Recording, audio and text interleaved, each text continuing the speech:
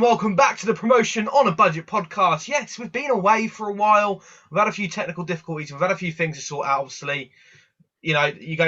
Every channel goes through that sort of time. But we are back, and we're back with a mini-series called Club by Club, where we give you our overview of the season so far with every club. And the first club we go from is Norwich, my club. We're top of the league still, just about. Josh, what have you made of Norwich so far this season?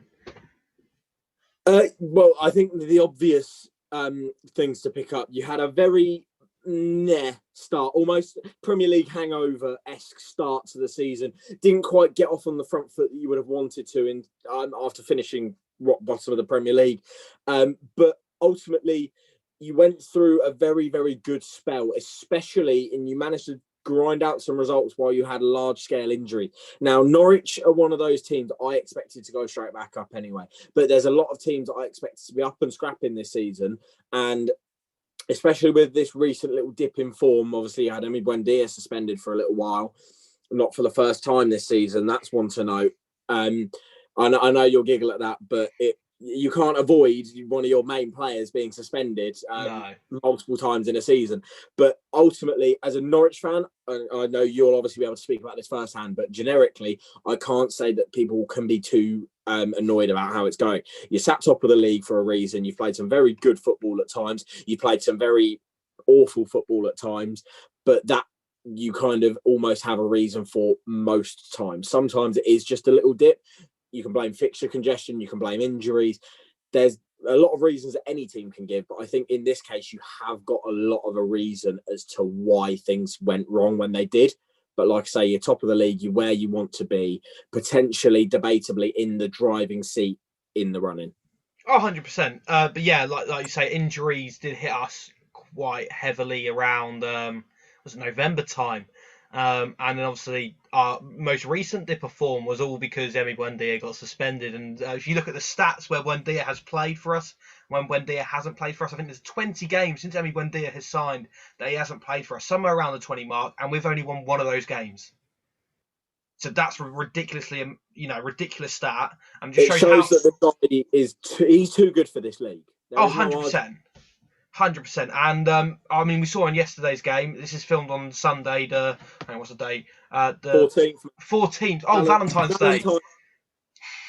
Yeah. And obviously Norwich won 4-1 against Stoke, and Buendia was the key man in that game, scoring a goal, getting an assist, winning a penalty was so pivotal. And Norwich, I think yesterday looked back to their best.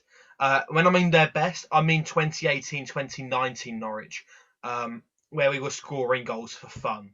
Promotion season, Norwich. Yeah. With this season, we haven't looked up to any sort of standard of that season at all. We've been top, we've been winning games, but we haven't been demolishing teams. Yesterday was the first time we saw Norwich demolish a team this season. Yeah, you're not notoriously a team that dishes out big kind of results or as such dominates a game without something kind of going wrong. You dominated games before, such as I think I remember a couple of weeks ago, you dominated Millwall, but you drew 0-0. So that's what I mean by that. Like, you've dominated games, but not necessarily got the outcome desired, and you haven't battered a team in the magnitude that you did to, quite frankly, batter Stoke. Yeah, and I think that's been the issue for us this season. We have really, really struggled with just putting games to bed. I think QPR at home is another one that stands out for me. You know, we score for a penalty in the 70th minute. It could have easily been like 5-0 up at this point. And in the 89th minute, you know, Christoph Zimmerman brings down Sai Samuel, and he puts away his penalty. And it's just like, it's that point. We've dominated this game. We've had multiple chances to put the game to bed. Why haven't we? And it's been what Norwich fans have been calling out for all season is a result, a resounding victory, you know, something that we can be like, yeah, that's the sort of performance and outcome that's going to win us the league. And that's what we saw yesterday. And I think it's something that Norwich fans have been crying out for as well. And it's thankful that it came at that time as well. We're on a small dip of form. We needed a big turnaround, a big answer from the lads, and we got that. So yeah, you know, excellent. A big result where you're scoring 3, 4, 5, even more goals. That is actually something that I think is very underrated to a fan base. I know sometimes, especially when you're on a dip of form or recently have had a dip of form, the one thing that fans want is for you to go out there, put in such a convincing performance, get a win, come away with all 3 points, of course, but put goals past the other team, make them look like they aren't where they should be or they don't deserve to be where they are, whether that be they don't deserve to be in the league or they don't deserve to be where they're placed. But let's go away from performances of past and let's look forward. So obviously for the club by club bit, we'll look at the last 6 fixtures. So obviously this being the mini series, we're going to blitz through this and look at your last 6. I'll read them out. You tell me how confident you are from each game. There's some very tasty ties in here, and I know you'll be aware. But your last 6 in terms of most recent to the final day, you've got Derby County away. How do you feel about that? Look, it really does depend on what form we go into in the season, but I'm confident if we can keep this sort of run of form, run of momentum going that we've kind of gained now, I believe, Derby away should be a win. But they do seem to pick up these odd 3 points here and there, especially against the bigger clubs, and obviously have beaten Norwich as well this season. So yeah. Yeah, and then so your next game is Bournemouth at home. That's a tough one. That's a tough one. But you know what? I'd back us against Bournemouth. I'm not. Start the season really, really well, but they've been in a massive dip of form, and I do fancy us. Yeah, I mean, it's fair. It'll be interesting to see what the Bournemouth manager situation brings around to, but we'll come to that in the Bournemouth short. Then you've got Norwich at home again.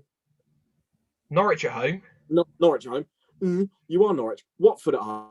My bad, I read the wrong thing. Yeah, Watford at home is it's going to be a difficult one.